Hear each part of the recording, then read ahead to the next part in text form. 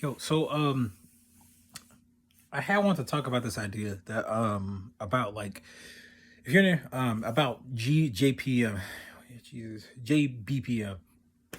So if you're in a Christian community, it's Jesus beats per minute uh or Jesus words per minute or something like that.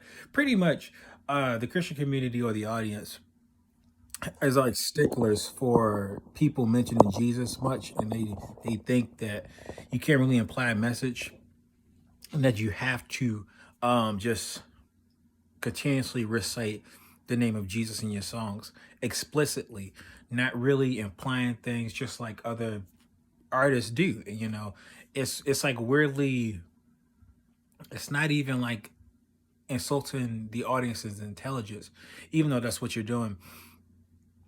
When you put things so explicitly that you don't get your listeners to engage with you and think about your lyrics, in my opinion. But it made me think about people who use over explicit messages, and it makes me work, toward Kanye West. I've been listening to this. I guess it's a new iteration of the album Donda, and a lot of his stuff is pretty interesting. One of my songs that I do enjoy listen to is "Life of the Party," featuring Andre 3000, and it's interesting because it has different perspectives in regards to outlooks on heaven. Um, but also the rest of the song, as far as I understand, I think that is Donda. I could be wrong. I don't follow Kanye like that, so at least not anymore than I used to before his 808 days. But yeah, this new iteration of this Donda album was pretty good. I guess it was for his person name, but Saint Pablo or Pablo X or something like that. Um, this YouTuber. So I see it, and some interesting stuff that comes out with Kanye.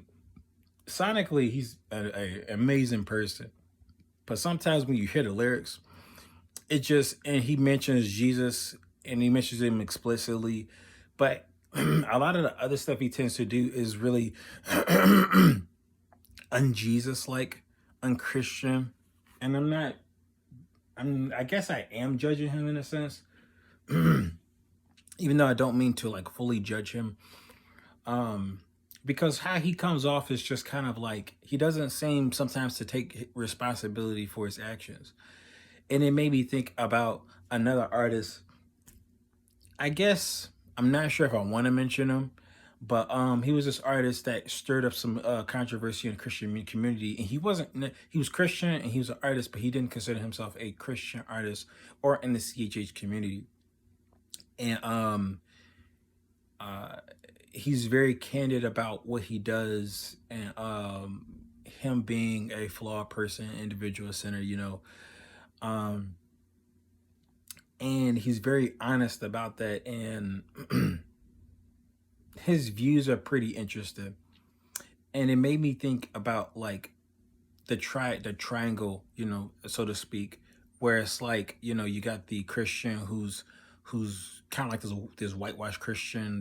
They're like very neat and proper, and they always tell you Jesus is the solution. You got the Christian who pretty much, as a Craig call it, a rapper who happens to be Christian or something like that. He's not a Christian rapper. He's not the sanitized Christian artist. Uh, he's a person who talks about real life issues and happen to be Christian. Then you have the Christian that's like, like the honest liar kind of Christian, where they don't really make excuses for what they do or excuses for their sin. They told you, and that for some reason I guess is enough. And one thing I guess I did enjoy about Christian artists is that they tell you in some of their art, their music, is that they go through stuff, that the lives are not perfect, and that they suffer too, and they don't do things that are necessarily Christian sometimes, but they continuously tell you that they're striving on that path.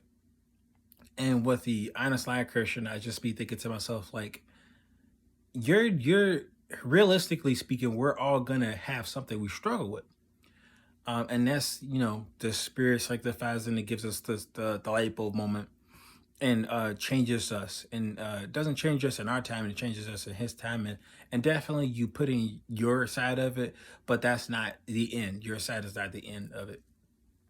And so it just was weird to me because this person was just They showed like a sense of apathy that I haven't seen from a Christian artist. Uh, but had some of these sanitized Christians, especially the ones who make excuses after they've had a moral failing or something, they would be just like that person. If had Without all the fluff, they would be that person, I think. And that's probably what made me, with this particular artist, really made me feel a little uneasy, and it made me think like this person was just kind of like not making excuses. I mean, it sounded like they making excuses, but the person wasn't wrong about it. It was like the boyfriend that or the girlfriend you get with, and they said, "This is who I am." You get with her, you get hurt, and then they said, "Why are you surprised?" And I think it's just like your implications didn't match the situation, and so that was the same thing. Is just like um, our implications toward Christian artists is that yeah they struggle, but they're continuously pushing through this, and to our surprise, sometimes the artists tell us that like yeah I'm talking about this like I've gotten through it, but I'm still going through it, and you pray for them and all that stuff. But it was just it's weird to me because it's hard to really get very upset at a honest liar artist like that, because they told you the truth. They're not hiding anything. You know, they didn't say I'm going to lie to you and I'm not gonna lie to you, and that's it. You know, like like or I'm gonna lie to you and then it's implied that I'm gonna tell the truth to you. It's like no, they're telling you no, I'm going to like this person had an art he made a song called he made a song and he was pretty much saying like, hey, you might want to keep away from me, you know. But the thing is the person's art was pretty good. But it's still surprising to me because we still herald these people in parasocial relationships, and we don't really like say check them, and maybe we do check them, but it's kind of inappropriate the way we're checking them. So it's almost like I couldn't even figure out how to really respond to this person than just like be shocked that uh my time spent with this artist, not so much personally, but just parasocially, it didn't really like it didn't pay off. And that it made me think about how burnout works, and I think that was it. You know, like how the amount of effort is not it supersedes the result. And so you're like, I think maybe that was the feeling that I felt like I wasted my time with this person, this artist that I was listening to, in which then later led me to just kind of almost throwing CHH away altogether, because I was just like, well, I'm not going to sit here and follow an artist and then them later lie to me and tell me, well, I'm just about the music and stuff like that. I'm just positive. Well, I'm just trying to make it about art.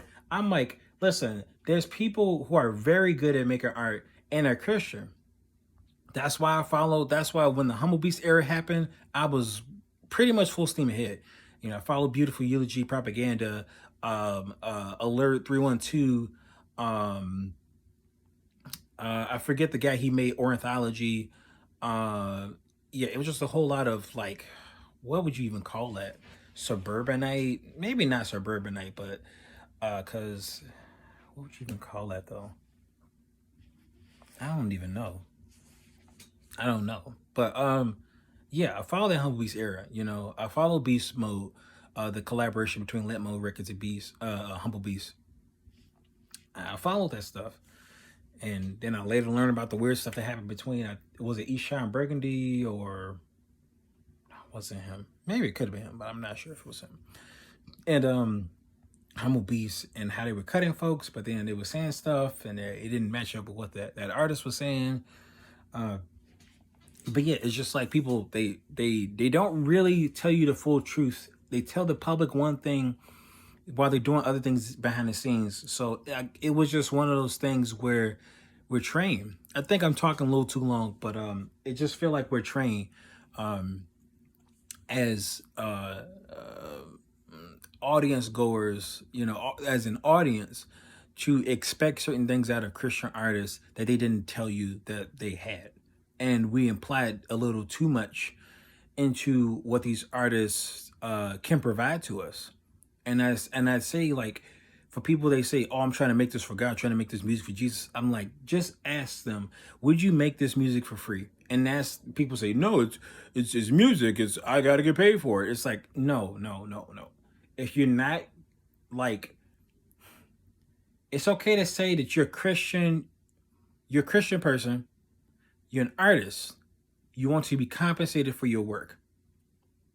But I get so irritated by people who don't make a distinction and make these general claims. Maybe they just don't have the articulation, the vernacular for it, but they just don't tell you the full truth. They just tell you, "I just want to make music for God."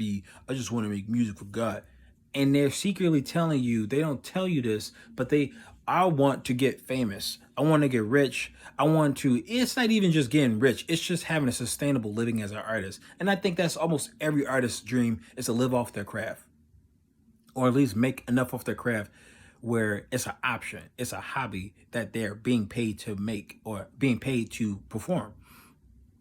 And I'm like, again, and that honest liar person was very upfront again, "Hey, I'm gonna do this, and then I'm gonna do this, and I'm gonna bail," you know. And I think it's just like, yeah, it's just, I think what's refreshing, we just need more honesty. If you want to be an artist and you want to live off your craft, do that. But please stop making this thing. And I think that's partially why, in addition to like other weird things that happen, why the CHH market, like, kind of shriveled up in my eyes, and partially why I left. So again, I'm a nobody. I just giving my opinions on it. But yeah, it just didn't seem that honest, to the churchgoer, to the person who was listening, supporting the music. They just weren't that honest. They did things and didn't make sense with the audience. They weren't honest to their audience. And it wasn't like they insulted our intelligence, but kind of sort of did.